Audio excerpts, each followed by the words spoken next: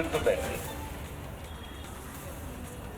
যিনি মুসলিম লীগকে কার্যত ইলিটারেট আনকালচার্ড অর্গানাইজেশন বলেছিলেন, সেই জিন্না তিনি হঠাৎ ভারতবর্ষে এসে বন্দে মাতরমের শক্তি দেখে প্রশ্ন তুলেছিলেন, ये বন্দে মাতরম है क्या?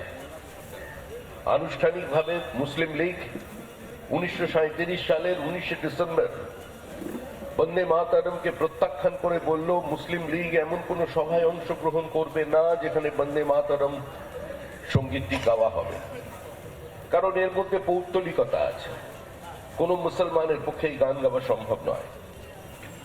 কার্যত কংগ্রেস মেনে নিয়েছিল, মনস্থির করেছিল যে তারা বন্দে মাতরমের প্রথম দুটি পংক্তি ছাড়া পরবর্তী অংশ দাংহি দুর্গা দশপ্রহরণ ধারিণী বাদ দিয়ে দেবেন।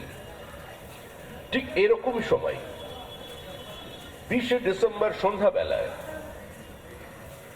Ramananda Chattopadhyay, father of modern journalism, তাকে নেতাজি সুভাষচন্দ্র বসু একটি চিঠিতে বললেন, আমি 24 তারিখ কলকাতায় পৌঁছচ্ছি, আমার বাড়ির ঠিকানা বলে তিনি নেতাজি ভবনের ঠিকানা লিখে দিলেন। পণ্ডিতজি এবং নেহরুজি দুজনে আসছেন, তারা উডবান পার্কে থাকবেন।